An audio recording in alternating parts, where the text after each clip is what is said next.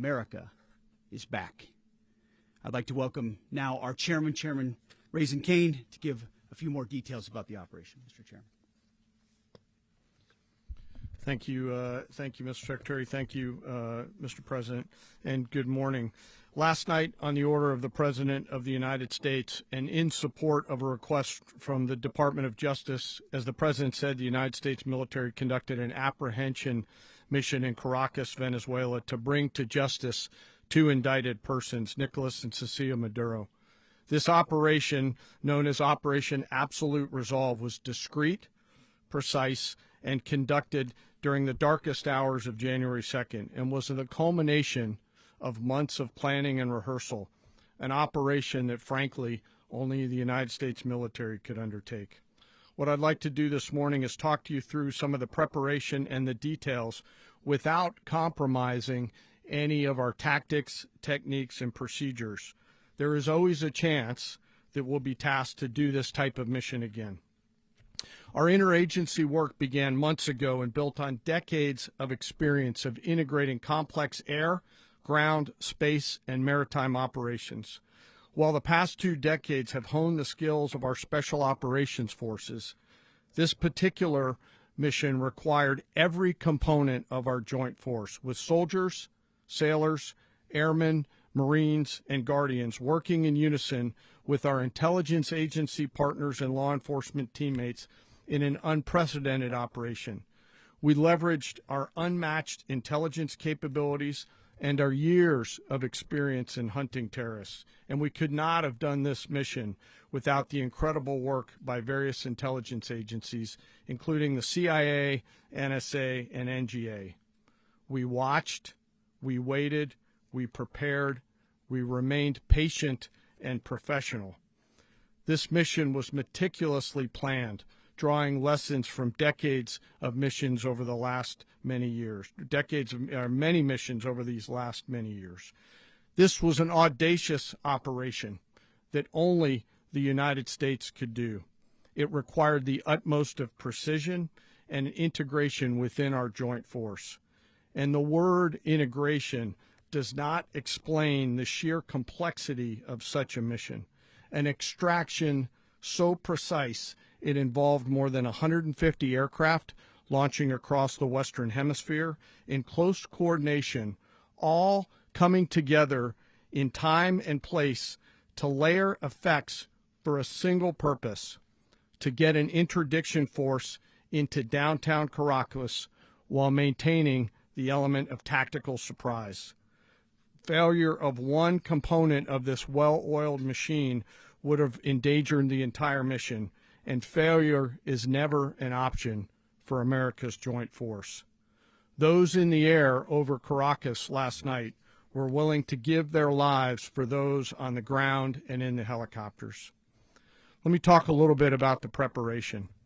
After months of work by our intelligence teammates to find Maduro and understand how he moved, where he lived, where he traveled, what he ate, what he wore, what were his pets, in early December, our force was set pending a series of aligned events.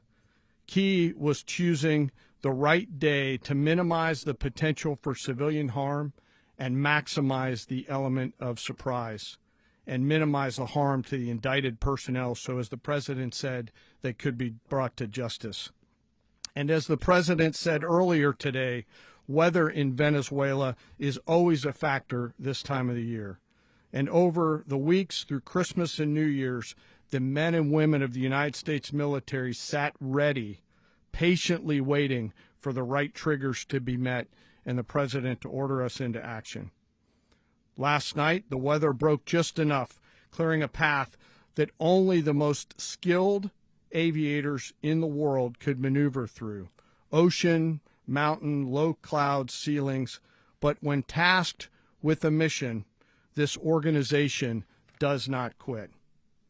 At 10:46 p.m. Eastern Time last night, the President ordered the United States military to move forward with this mission. He said to us, and we appreciate it, Mr. President, good luck and Godspeed. And those words were transmitted to the entire joint force.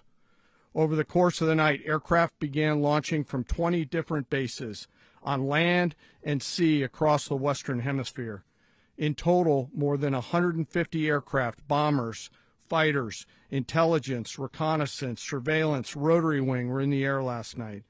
Thousands and thousands of hours of experience were airborne. Our youngest crew member was 20, and our oldest crew member was 49, and there's simply no match for American military might. As the night began, the helicopters took off with the extraction force, which included law enforcement officers, and began their flight into Venezuela at 100 feet above the water. As they approached Venezuelan shores, the United States began layering different effects provided by Spacecom, Cybercom, and other members of the interagency to create a pathway. Overhead, those forces were protected by aircraft from the United States Marines, the United States Navy, the United States Air Force, and the Air National Guard. The force included F-22s, F-35s, F-18s, EA-18s, E-2s, B-1 bombers, and other support aircraft, as well as numerous remotely piloted drones. As the force began to approach Caracas, the Joint Air Component began dismantling and disabling the air defense systems in Venezuela, employing weapons to ensure the safe passage of the helicopters into the target area. The goal of our air component is, was, and always will be to protect the helicopters and the ground force and get them to the target and get them home.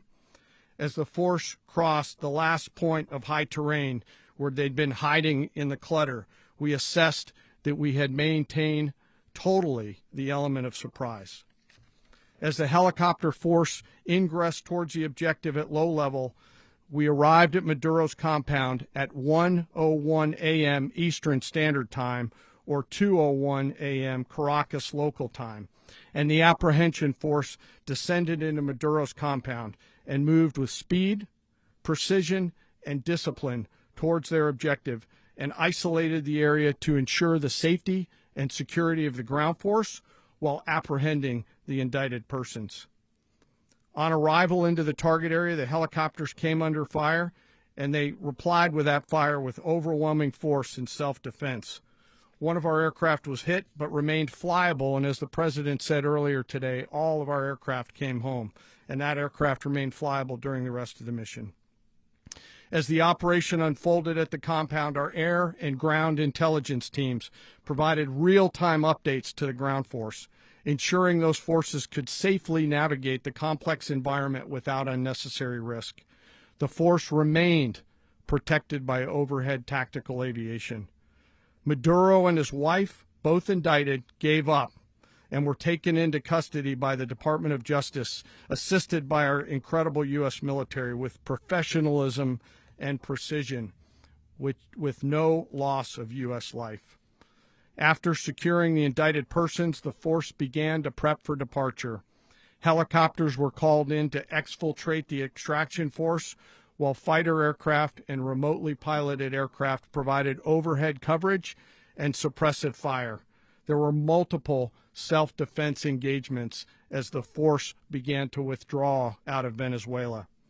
The force successfully exfiltrated and returned to their afloat launch bases, and the force was over the water at 3:29 a.m. Eastern Standard Time with indicted persons on board, and both Maduro and his wife were embarked aboard the USS Uejima.